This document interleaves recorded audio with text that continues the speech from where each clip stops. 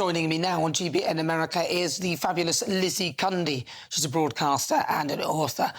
Lizzie, Rishi Sunak announced a policy that everybody, all young people, would do national service. That's from 18 upwards.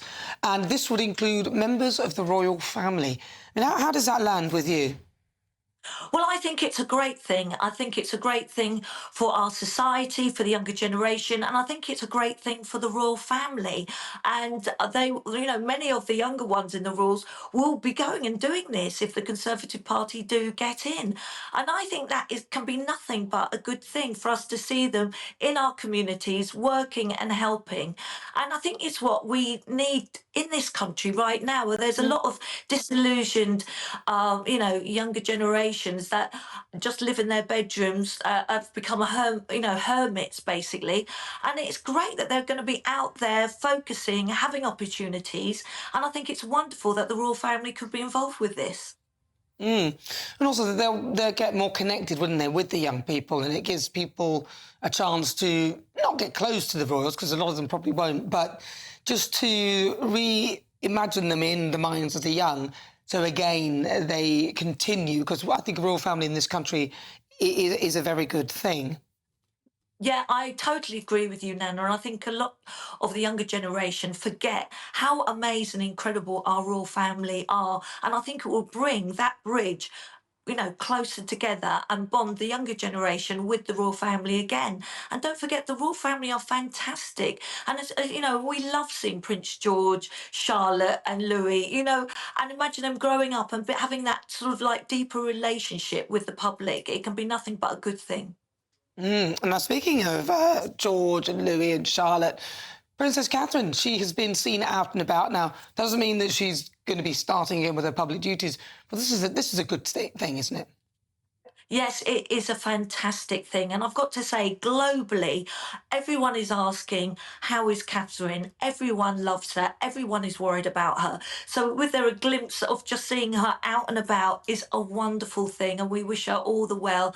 And, and she's taking her time to come back to public service. She knows that, the whole world's eye is going to be watching her, and she needs to be fully well. And I think it's a great thing. And, it just shows how worldwide she's actually loved, Nana. Everyone wants the best for her and can't wait to see her.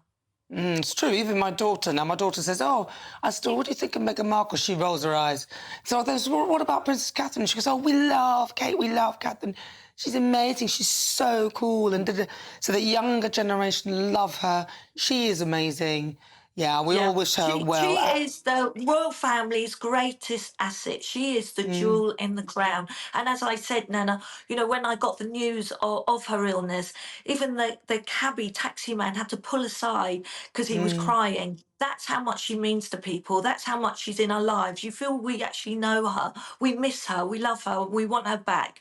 But it's really great news. Great news for everyone. Yeah, so hopefully she'll be on the mend. She'll hopefully be back getting involved again soon. But let's go to Harry and Meghan. So Prince Harry, he's obviously transitioning now to, not to be a woman, but transitioning to American life. And it seems that he's kind of let go of most of his actual friends, so his friends that he had when he was in the UK. Yes, he has. I knew a lot of Harry's, I'll call them former friends, and he has let them go. These are the friends that went on holiday with him to Vegas. He used to go and watch them play rugby. I remember a time being at a well-known private club in Mayfair, and Harry walked in with all the England rugby squad. He was one of the lads. He loved his friends, and he's totally disconnecting with them. And since 2020, he's rarely been in touch with any of his old friends who actually were there to support Harry. Don't forget, Harry had quite a lot of bad press, when he dressed up in a Nazi uniform, and all these stories about his love life that were plastered on the front of the papers. It was his own mates that picked him up and looked after him. So it's very sad that he seems to have forgotten about them now. That's always sad, isn't it, when people get married and then they ditch the people who've been there as their support mechanism.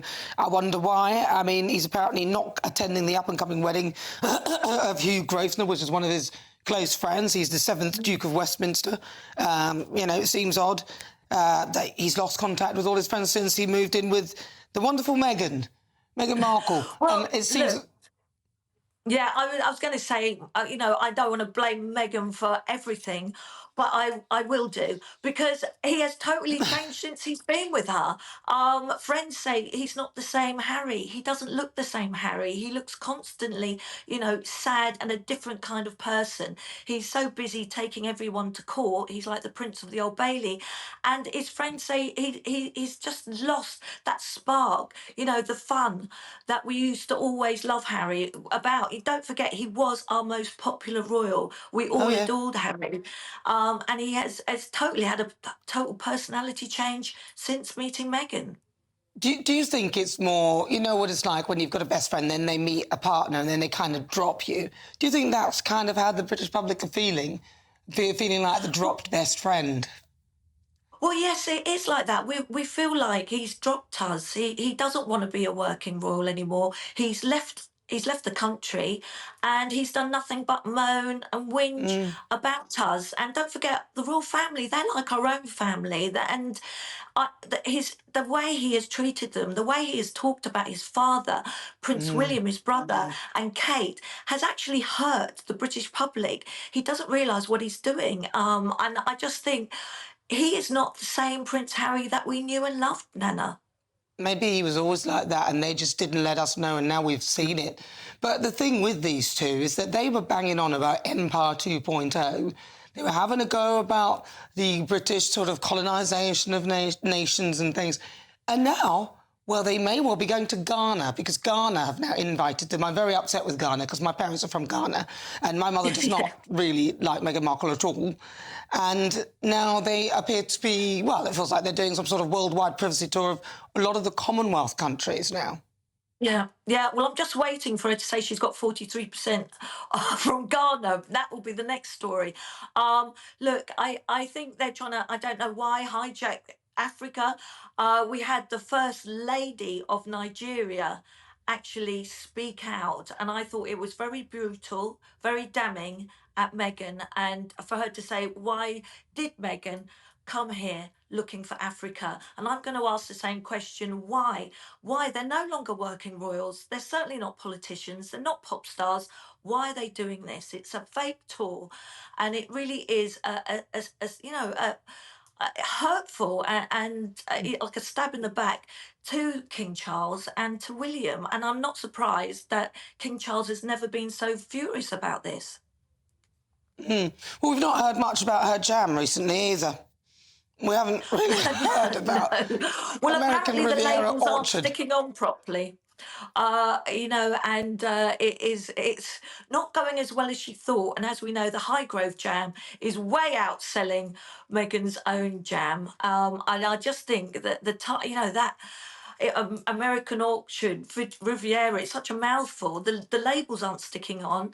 And I have to ask, has that jam really come from her auction?